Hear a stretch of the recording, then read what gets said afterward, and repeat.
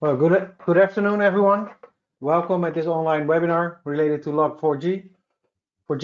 We will give the visitors a few more minutes to attend this meeting, and so there's some time to still grab a beverage if you like, whereafter you can sit back and enjoy the presentation our ethical hacker Willem Westhoff prepared for you.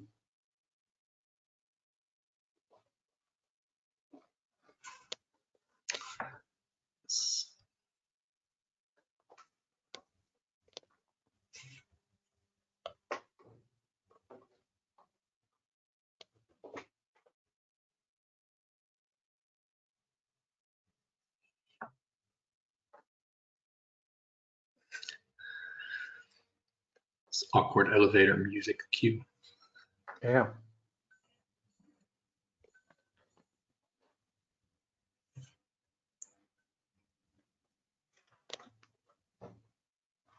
If we can take a look, we already have a lot of attendees. Yeah, I think it's safe to start. So it's safe to start, I guess. So as mentioned before, good afternoon, everyone again. Welcome at this online webinar related to Log4j, a topic currently in the news, trending in the news and online media due to its criticality and confirmation of successful exploitation that has been seen in the wild.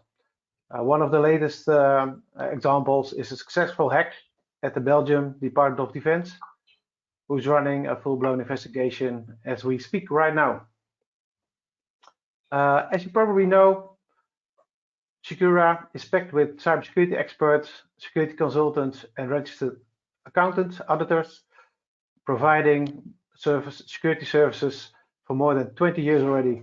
Our focus is on performing security tests, inspections, and audits, and all this to bring customers the insight in their digital security by providing the correct metrics using common standards and criteria.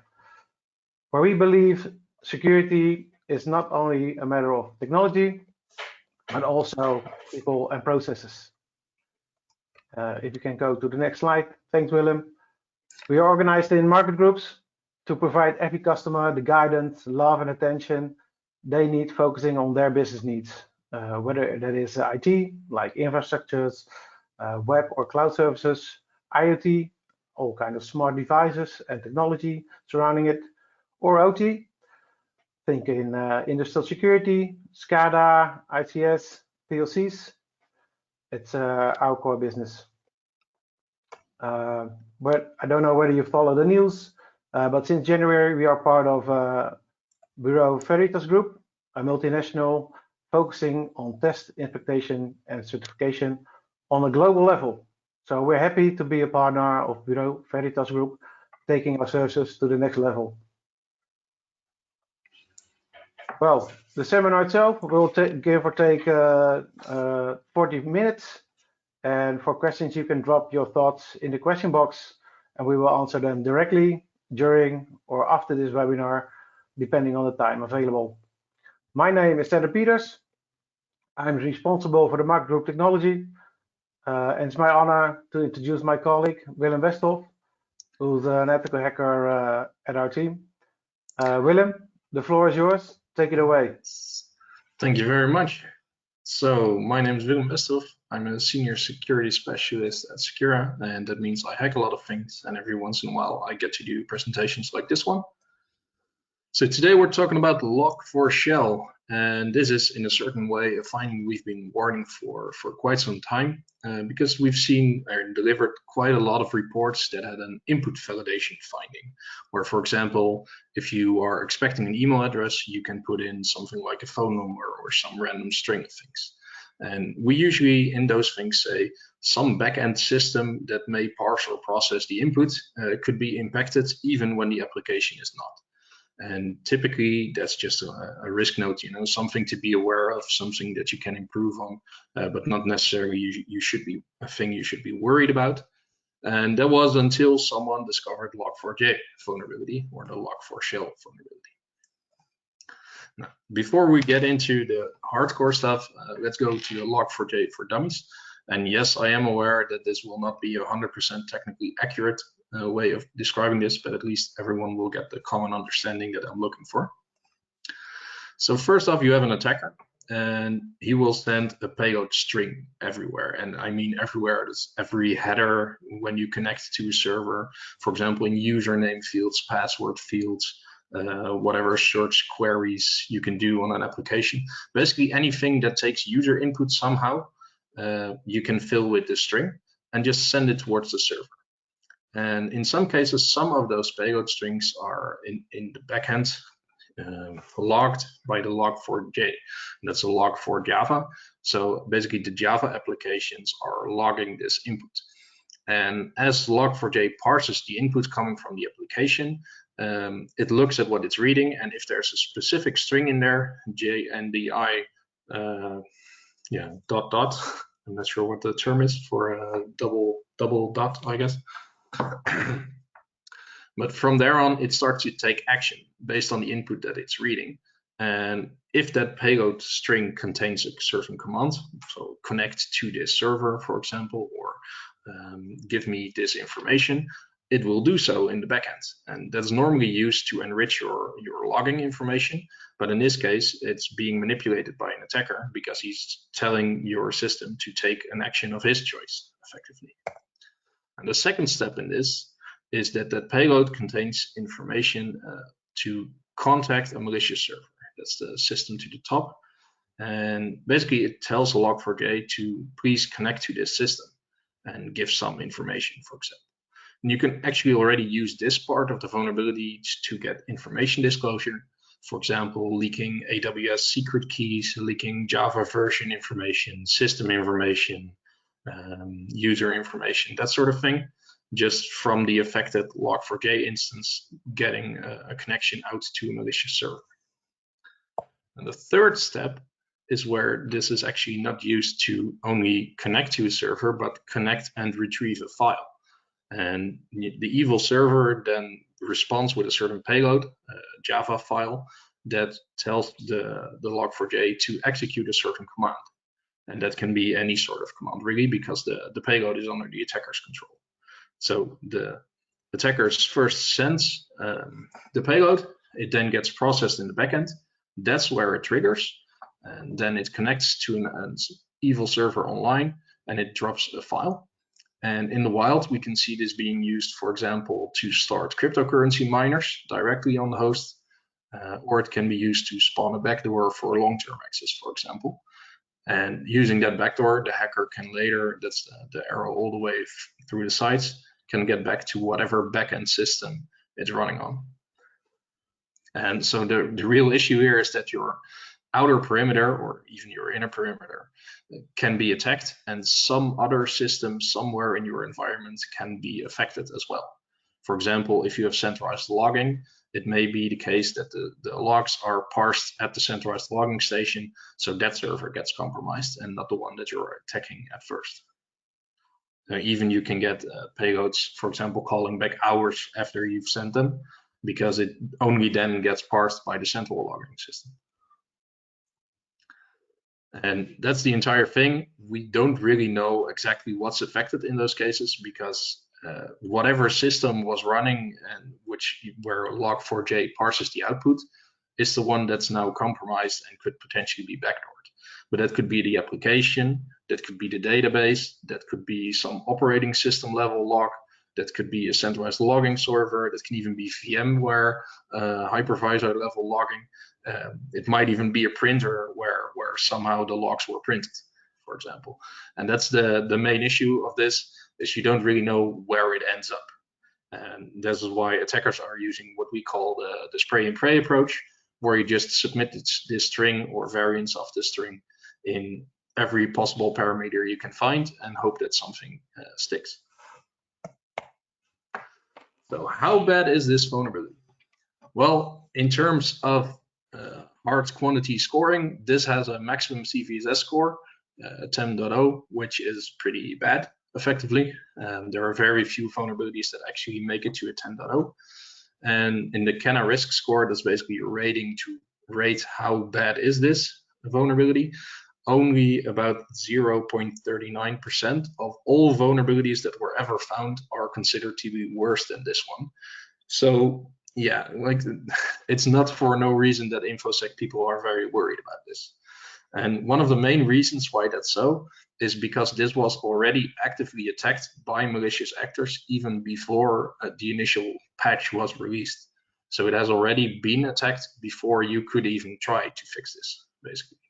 And by now we actually have hundreds of attacking or payload hosting callback systems that we've already established to be out there and are actively doing things based on incident responders. So it's widespread under attack as we speak. And that leads to the question, what is affected? Like I said before, like more or less everything, all modern digital infrastructure, anything that runs on Java could potentially be affected. And I think one of the first proof of concepts was actually Minecraft, where you could exploit both servers, but also clients that are connected to the server to get code execution on their system. But also things like Tesla, VMware, LinkedIn systems, Adobe readers, Amazon systems, etc. It's just at this point we don't really know what in total is affected, because you have the good old 3 billion devices run Java, and that used to be a good thing, but right now it really isn't, because any of those 3 billion devices may be affected. We currently just don't know. Well, the good thing is that the Dutch NCSC has basically set up a position as being a rally point for creating a list. And there's a list of affected software there. It's getting updated daily. And basically all Dutch companies and even international companies are contributing to that list. Whenever we find something that's vulnerable or a patch is released that something is fixed, for example, it gets put into this as sort of the central rally point as being one of the most complete lists out there. So please use it if you can. And what happened since the initial discovery of this vulnerability?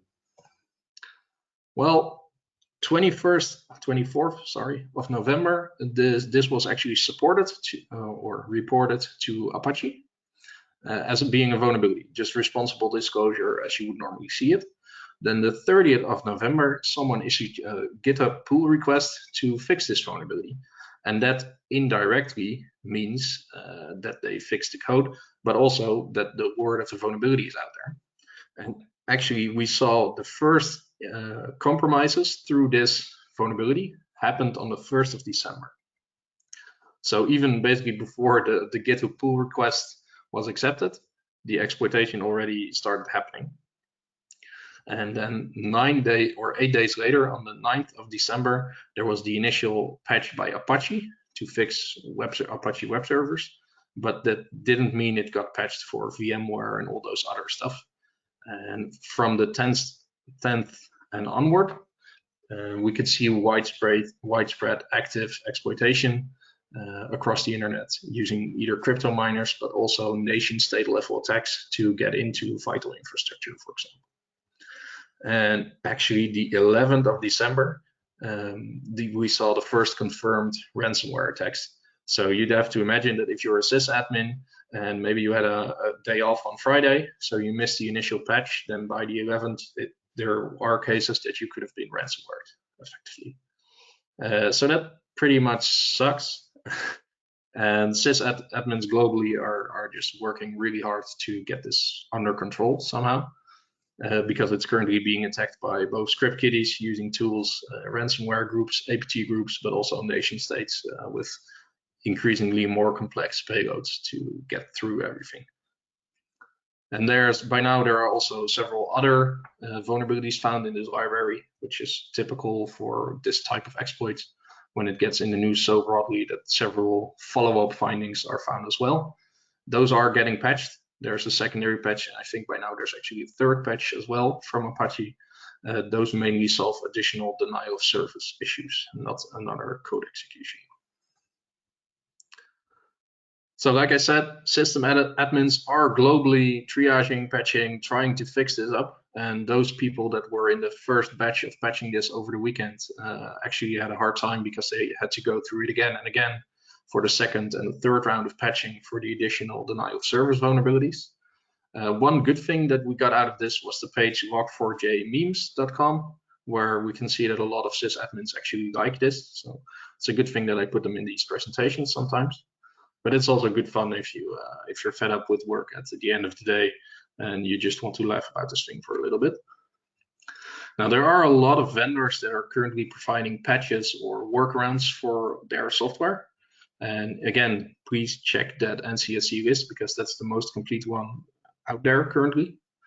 And we'd also like to point out that the NCSC as well as CVNL, Cyberveilig Nederland, are currently coordinating their efforts with almost all Dutch cybersecurity businesses as well as some international cybersecurity businesses to make sure that we get this under control, because this is bigger than all of us and this will haunt us for the foreseeable future.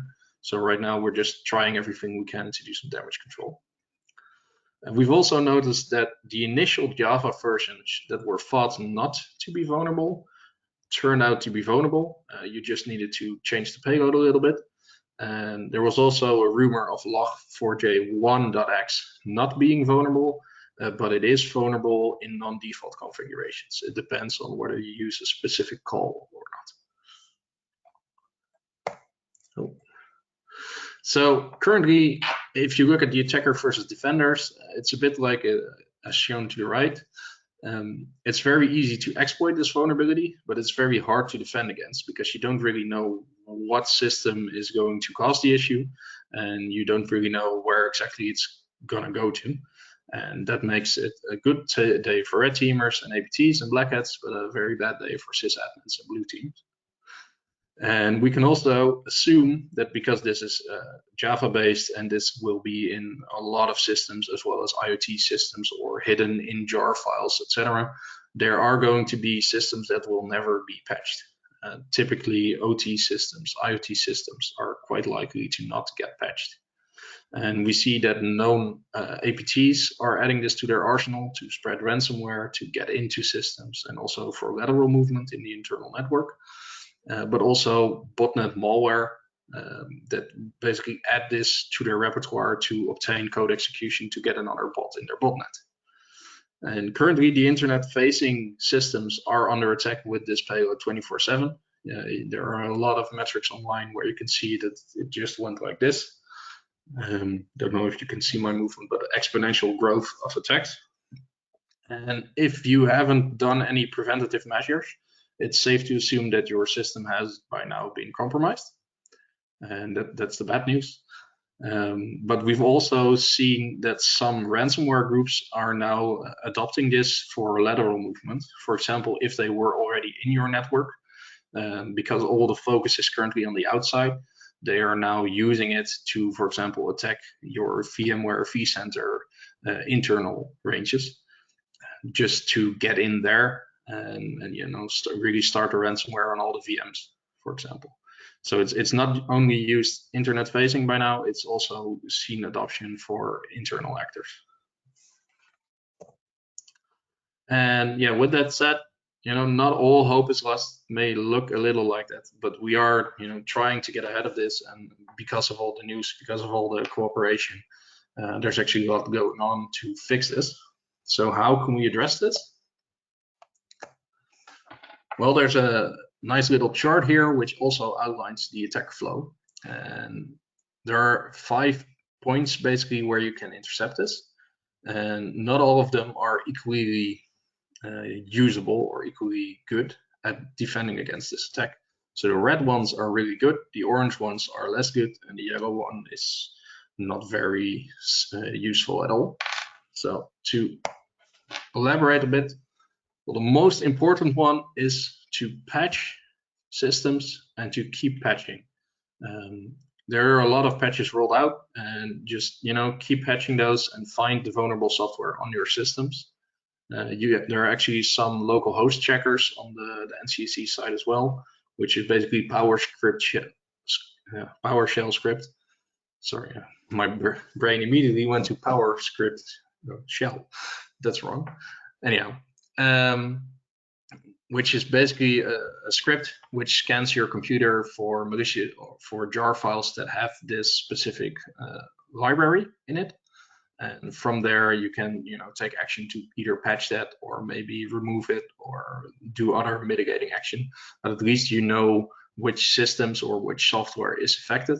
And if it's not on the list of the NCSC yet, then please get in touch with the vendor or get in touch with the NCSC to mention this as being vulnerable software.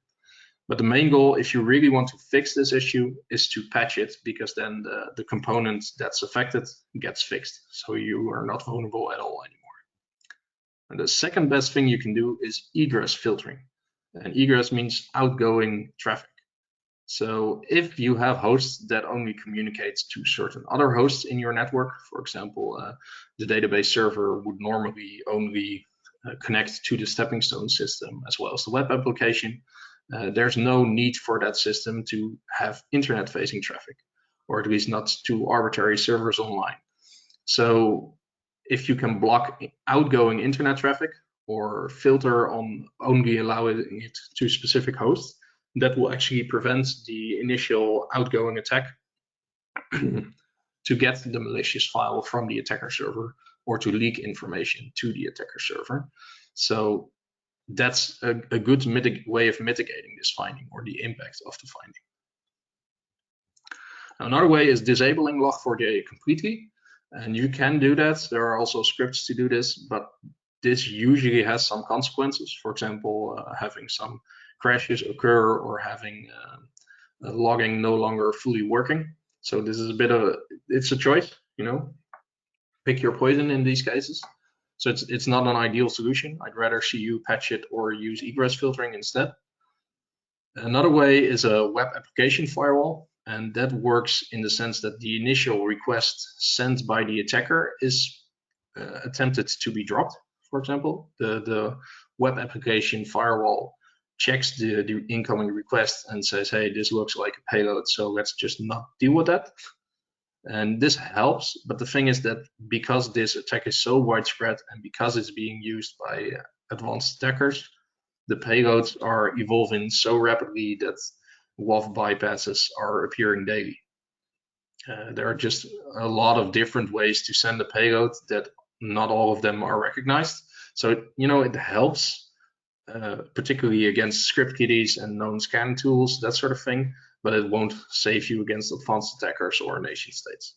So it helps, but you shouldn't rely on this as your only defense. Then there's also disabling the use of remote code bases, and this works. It's a workaround, and it helps against the remote code execution because you can no longer get the malicious Java file from the attacker server, but it does not help you against the denial of service components that you can do with it. You can still send a request that crashes the application. And it also doesn't help you against the info disclosure or secrets leaking, because you can't get or retrieve the actual Java file, but what you can do is submit the information to another server. So it does something, it prevents an attacker having remote code execution, but you still enable other findings on your system. So it's not an ideal fix. Now, another thing is that if you are only now looking at prevention, you are too late. I'll be honest with that. This has been abused since the 1st of December. So anyone is vulnerable because there simply wasn't a patch at that date. So you should be looking at, are my servers affected, yes or no, instead of can I prevent this as well. And secondly, if you are only looking at prevention now, you're definitely too late, because since the 10th of December, this has been massively attacked in the wild by hundreds of actors. So by now you need to start doing triage, incident response, as well as prevention, for regaining access. But you also really want to look at your servers and prevent the ransomware attack from happening, and only leaving it with the basic attack, basically. So for triage tips, the early triage is to get a list together of software used that is used externally, the internet-facing systems, as well as getting a list together for software that's used internally, and then cross-check those with the NCSC affected software list And if you can fix it, patch it. If you can't, because it's listed as vulnerable, but no fix issued yet, then maybe you need to take it offline or do the exfiltration filtering, for example. And based on that list, that's the most accurate list we have to check your software. If you do have any internal software running on Java, you can also use those scanners to see if Log4j is in those jar files somewhere, or if the call to that specific library is used somewhere in your code.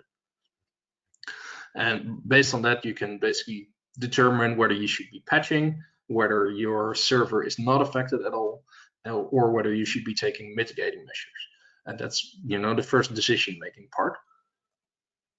Now, there's also what we would call advanced triage. This is also where I mentioned the local host scanners, where you can just run that on every host to find applications, software, even client-side software that is using this, which you should be updating in the near future, or which you should be manually updating for some reason. So these are your friends if you want to get more hands-on with it, or you're proactive with it. And if you do find an internet-facing system, I strongly recommend that you start with internet-facing systems and then move towards internal systems. Maybe prioritize those based on your own prioritization scheme. Most critical servers first, basically. But if you find an internet-facing system that was vulnerable, you should be starting incident response. And the first thing you want to do is look for early indicators of compromise. And that would be outgoing network connections to known malicious hosts. Now there's a list of IPs that are known connect back servers, basically. And there's a list online that's getting filled every day. There are, I think, already thousands of hosts in it by now. But you can cross-check your network logs to see if some system made a connection to this system, because then that system that made the connection is likely affected. You can also check your internal systems or external systems for CPU usage and see whether your current CPU usage is much higher than it was before the 1st of December. Because that might be an indication that a crypto miner is running, or that some scanning activity or other external to internal activity is going on. You can also check your network flow logs to see if a certain host has suddenly, since the 1st of December, has had an increased number of network traffic originating from it. So for example, if a specific host has tried to connect to 20 servers instead of the normal 2 that it would connect to, that would be considered an indicator of compromise where you can look for.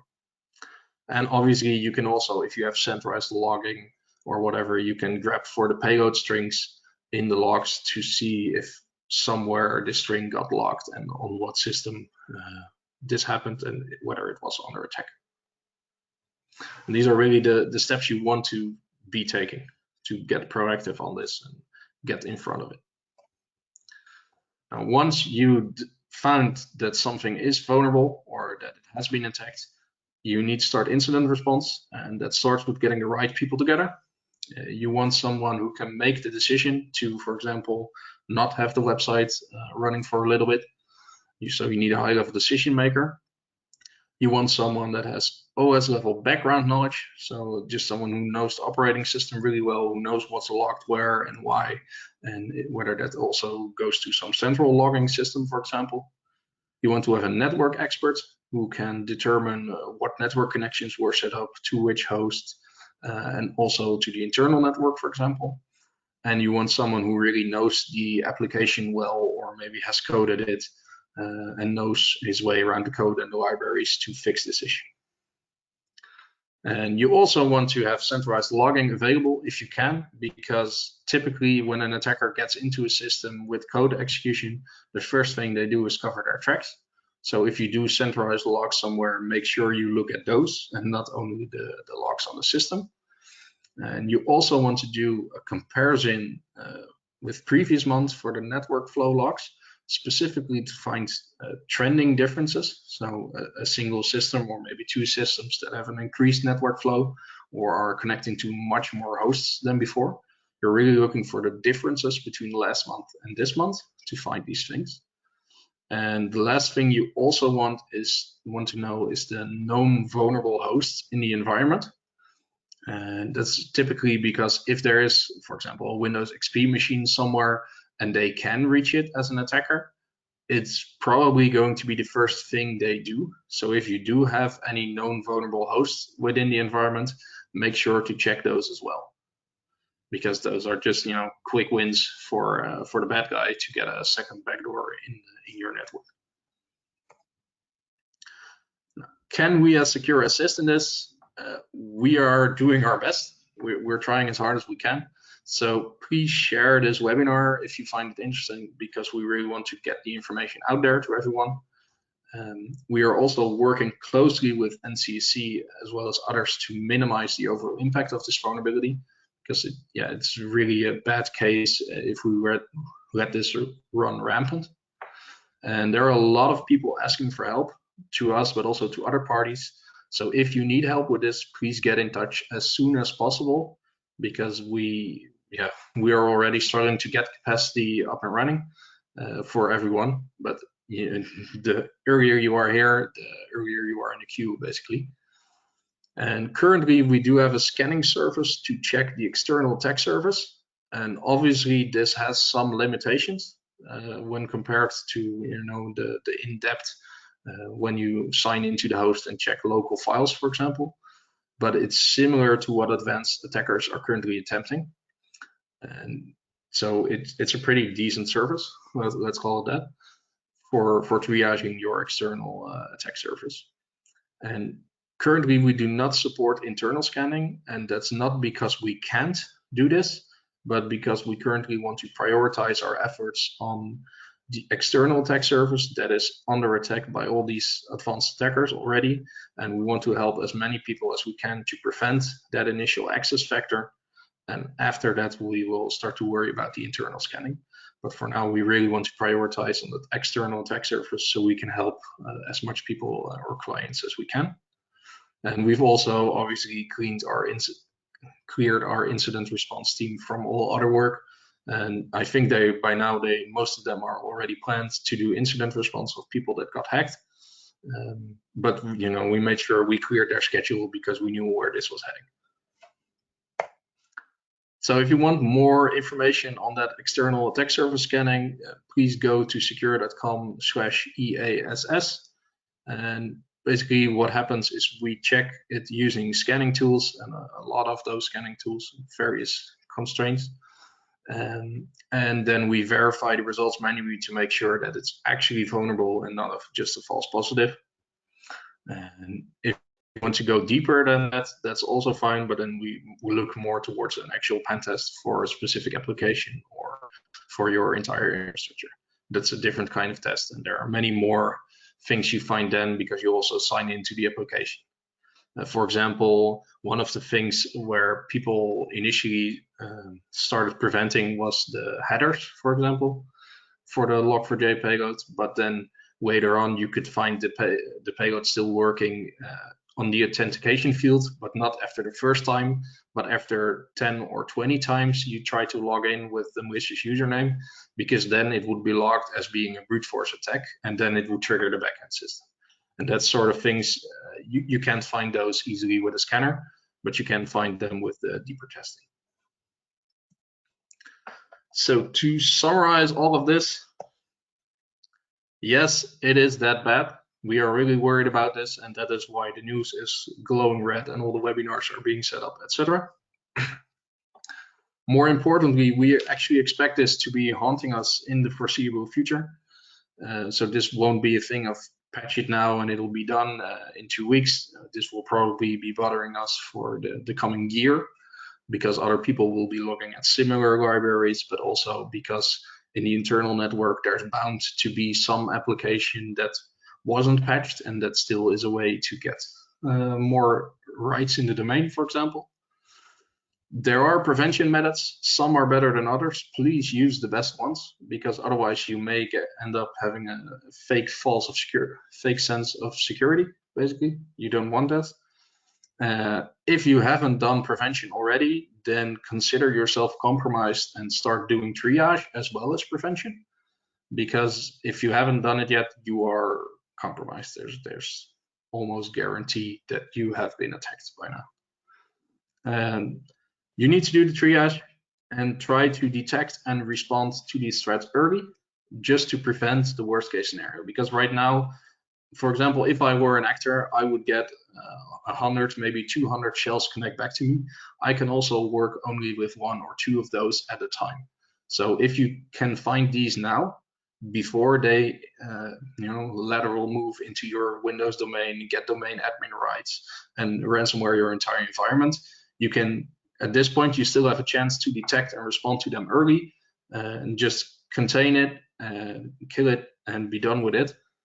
So you don't have to deal with the worst case scenarios. And I'd also like you to recommend to give some love to your system admins, because they are facing a very, very rough Christmas with this vulnerability.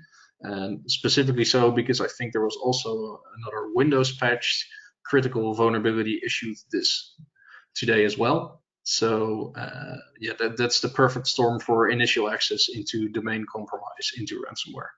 So I'm hoping and rooting for the system admins that they pull through this Christmas and prevent the worst.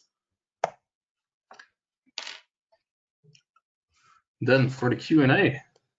Yeah, thank you, Willem, for sharing your thoughts and experience in this matter. It's always good to have somebody shine his light on something as critical as this.